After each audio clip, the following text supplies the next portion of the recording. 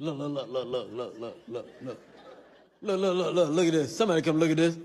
Look at this. Somebody come and look at this. Look at this.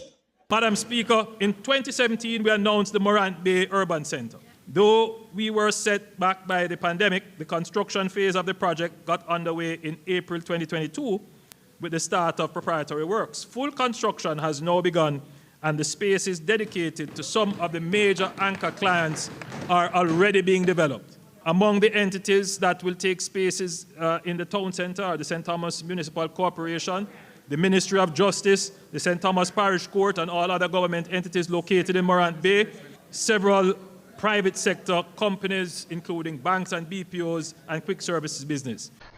There's a matter this morning that I have to begin with. May last year, I remember clearly the promotion, the coverage that accompanied the official opening of the Morant Bay Urban Centre.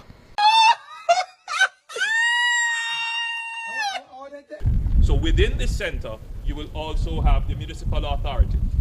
You will have facilities for a library. You will have the courthouses. You will have a park and proper parking spaces as well. But then this morning, I was surprised to hear that only one of the several tenants, occupants of the centre had begun business after, 217 days? That's the better part of a year. If people realize that they can have good public service, good economic service, they have security, which this will provide, then why not choose to live close to this? And so you're going to find along the highway and in this proximity, housing developing. It cost us, or it's costing $6 billion. It occupies about 360,000 square feet of commercial space. And it's there, except for KFC. So the government is being catalytic and instrumental in trying to drive orderly and structured development. The Morant Bay Urban Centre is being built at a cost of $6 billion. The Prime Minister says it is being built all out of pocket. And you want us to do something that no administration ever done in this country. I build these places without a borrow money to build them. I use your tax money to build them. It's a public-private partnership. It's a public-private partnership. So it's good that KFC is the only tenant that is open, but that can't be good for the viability of the centre and the objectives that were laid out for the urban centre. And frankly, this must be an embarrassment, a big embarrassment for the Holness administration. The development will employ over 3,000 persons and bring modern services and facilities to the people of St. Thomas. And the Prime Minister himself, yes, who led the effort to build the urban centre in Morant Bay, only for this is like a black eye to the Prime Minister this morning. I don't have to point out the convenience that persons would have to be able to come here for all their services instead of having to go as far as Kingston. Yeah, and Nationwide went there last Friday and came back with this report from Shalois Michael. The Morant Bay Urban Centre was sold to the Jamaican public as a big deal. But the only big deal about what has happened since the Prime Minister cut the ribbon to open the facility amid glitz, fanfare and expectation 217 days ago are the popular meal offerings sold by KFC. The commercial complex is managed by the Factories Corporation of Jamaica, FCJ. KFC apart, It was supposed to provide a home for the St. Thomas Municipal Corporation, the Parish Court, the Registrar General's Department, other fast food establishments, and BPO companies. Now watch the noise. Now listen to them what jump up and every minute I get press release. Ignore them. Our news center observed construction work happening at various sections of the complex.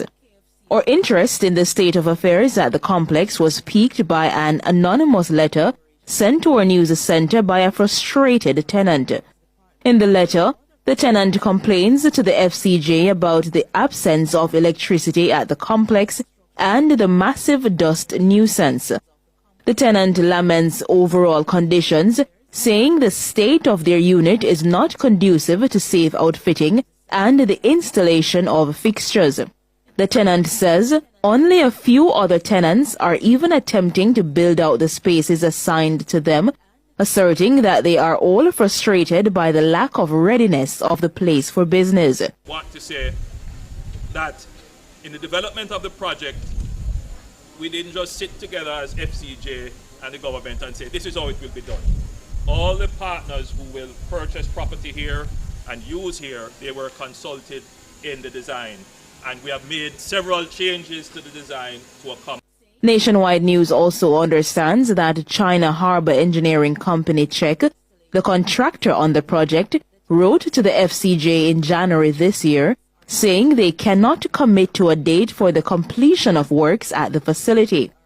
According to Czech, the main problems confronting tenants at the complex have to deal with the absence of electricity from the JPS and water from the NWC. Somebody come look at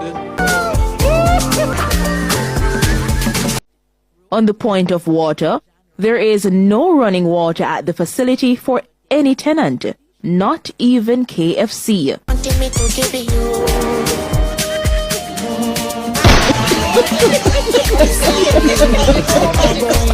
In fact, sources at KFC who refused to speak on the record because they were not authorized to do so, say the company has only been able to open because it gets 2 truckloads of water daily for each shift to meet operational needs.